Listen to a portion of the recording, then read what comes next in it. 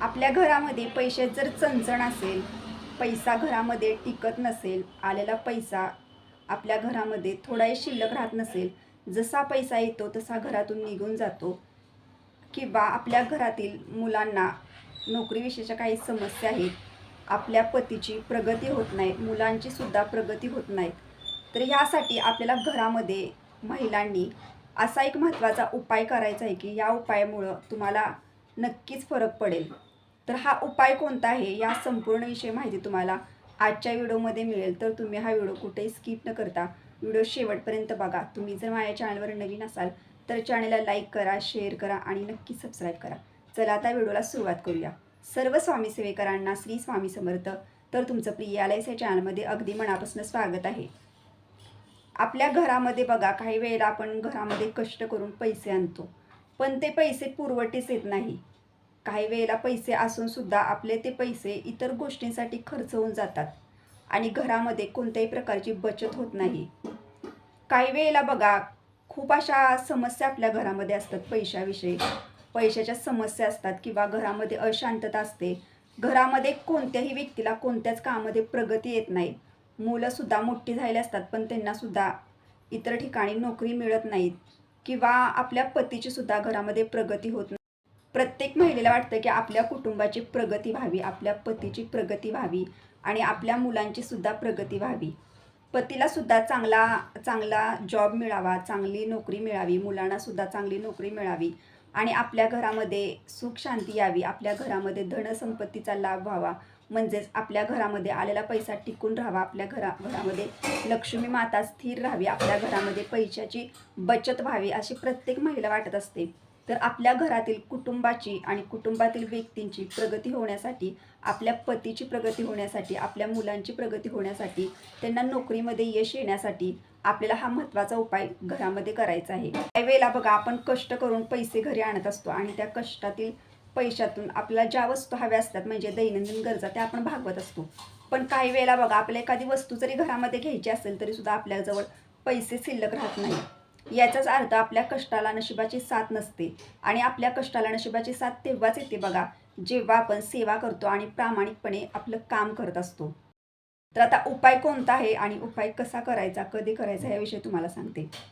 उपाय अतिशय छोटा आहे पण प्रभावी उपाय आहे. सकारात्मक विचार ठेवून उपाय करा, तुम्हाला नक्कीच यश मिळेल. तुमच्या घरामधील तुमच्या कुटुंबाची प्रगती होईल, तुमच्या मुलांची प्रगती होईल, पतीची प्रगती होईल आणि प्रत्येक कामामध्ये त्यांना नक्कीच यश येईल. घरामध्ये सुद्धा लक्ष्मी माता स्थिर राहील, आलेला पैसासुद्धा घरामध्ये टिकून राहील आणि तुमच्या घरातील प्रत्येक व्यक्तीच्या कष्टाला नशिबाची साथ नक्कीच मिळेल.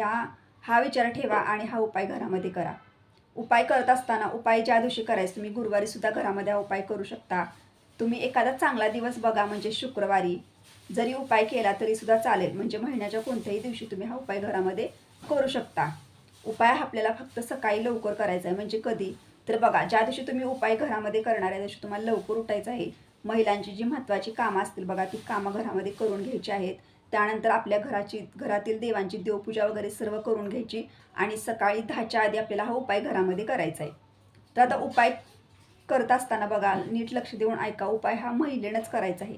त्या घरातली जी सुवासिनी महिला असते किंवा त्या घरातली जी करती महिला असते ना, त्या महिलेनं आपल्या पतीच्या प्रगतीसाठी आणि मुलांच्या प्रगतीसाठी, आपल्या कुटुंबाच्या प्रगतीसाठी उपाय करायचा. त्यासाठी महिलांनीच उपाय हा करायचा आहे.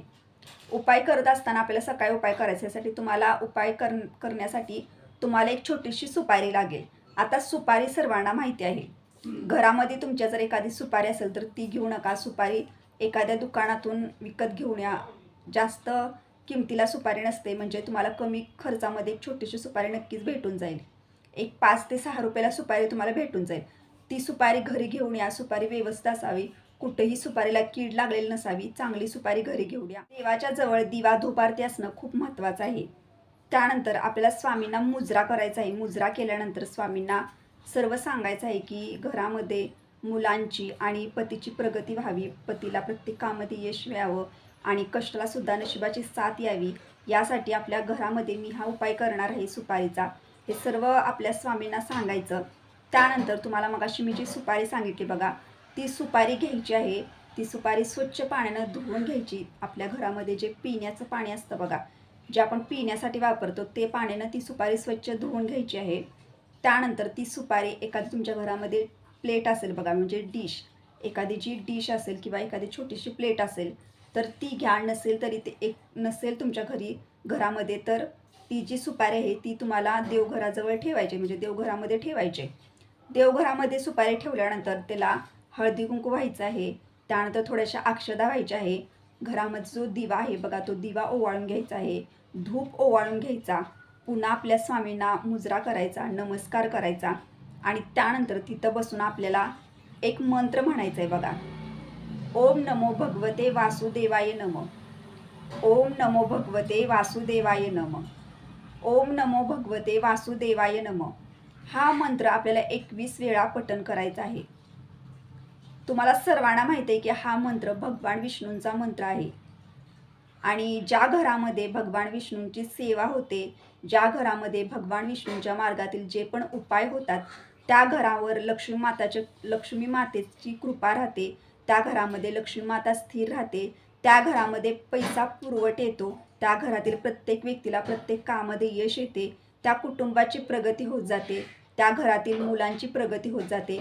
त्या घरातील पतीची सुद्धा प्रगती होत जाते आणि त्या कुटुंबावरती भगवान विष्णूंचा, माता लक्ष्मीचा एक कृपाशीर्वाद राहतो. ज्या घरामध्ये बघा भगवान विष्णूंची सेवा उपासना केली जाते त्या घरावरती माता लक्ष्मी सदैव प्रसन्न असते. त्यासाठी आपल्याला उपाय करत असताना ओम नमो भगवते वासुदेवाय नमः हा भगवान विष्णूंचा मंत्र 21 वेळा पठण करायचा आहे. मंत्र पठण केल्यानंतर आपल्याला ती जी सुपारी आहे बघा ती सुपारी आपल्याला घ्यायची आहे आणि आपल्या घरामध्ये एक नवीन किंवा नवीनच बघा नवीन पांढऱ्या रंगाचा कापड घ्यायचा आहे. पांढऱ्या रंगाचं आपल्याला एखादं वस्त्र घ्यायचं आहे, छोटंसं घेऊ शकता. जरी तुमच्या घरामध्ये एक ब्लाऊज पीस असेल आणि ते जरी पांढऱ्या रंगाचं असेल त्याचं जरी तुम्ही घेतलं तरी चालेल किंवा एखादं नवीन वस्त्र, एखादा छोटासा तुकडा जरी असेल पांढऱ्या रंगाच्या कापडाचा आणि तो घेतला तरीसुद्धा चालेल, पण कापड हे तुम्हाला पांढऱ्या रंगाचंच घ्यायचं आहे. त्यानंतर ही सुपारी आपल्याला त्याच्यामध्ये बांधायची आहे, घट्ट बांधायची आहे आणि ही सुपारी आपल्याला आपलं जे प्रवेशद्वार असतं सर्वांच्या घराला प्रवेशातून आपण बाहेर प्रवेश करतो बघा त्याच्या आतल्या साईडला, घराच्या आतल्या साईडला, वरच्या साईडला, उजव्या साईडला आपल्याला ही सुपारी अडकून द्यायची आहे. नीट लक्ष देऊन ऐका, चुका करू नका, कारण काही वेळेला जर तुम्ही ह्या उपायामध्ये जर काही चुका केल्या तर तुम्हाला ह्या उपायाचा अनुभव येणार नाही. यासाठी लक्षपूर्वक ऐका की घराची जी आतली साईड असते, आतली साईड म्हटल्यानंतर सर्वांच्या लक्षात येतं, आतल्या साईडला उजव्या साईडला आपल्याला ही सुपारी वरच्या साईडला कापडामध्ये बांधलेली अडकून द्यायची आहे. प्रवेशद्वाराच्या बाहेर नाही, आतल्या साईडला. तर आतल्या साईडला अडकून दिल्यानंतर आपल्याला काय करायचं आहे बघा, तर आपल्याला ना आपल्या घरामध्ये यायचं आहे. पुन्हा आपल्याला स्वामींना मुजरा करायचा आहे, नमस्कार करायचा आहे आणि त्यानंतर बघा तुम्हाला ह्या गोष्टींचा नक्कीच अनुभव येईल. तुम्हाला फरक जाणवू लागेल. तुमच्या घरामध्ये शांतता निर्माण होईल. तुमच्या घरामध्ये बघा जो कष्ट करून तुम्ही पैसा आणतो त्या पैशामध्ये सुद्धा पुरवठी झालेली तुम्हाला नक्कीच अनुभव येईल. हा उपाय खूप महत्त्वाचा आहे. फक्त विचार सकारात्मक ठेवा आणि तुमच्या घरामध्ये जे पण मुलं किंवा जे पण पती काम करत आहे त्याच्यामध्ये सुद्धा त्यांना नक्कीच यश येईल. तुम्हाला जाणवू लागेल की तुमच्या पतीची प्रगती झालेली आहे, तुमच्या मुलांची सुद्धा प्रगती होत आहे, मुलांना सुद्धा शिक्षणामध्ये सुद्धा प्रगती होत आहे, त्यांनी हाती घेतलेल्या प्रत्येक कामामध्ये त्यांना प्रगती होत आहे. ह्याचा अनुभव तुम्हाला नक्कीच येईल. यासाठी प्रत्येक महिलेनं आपल्या घरामध्ये कुटुंबाच्या प्रगतीसाठी हा छोटासा उपाय नक्की करा. ज्या घरामध्ये हा उपाय केला जातो बघा त्या घरावरती लक्ष्मी माता प्रसन्न राहते, कारण त्या घरामध्ये भगवान विष्णूंची सेवा केली असते.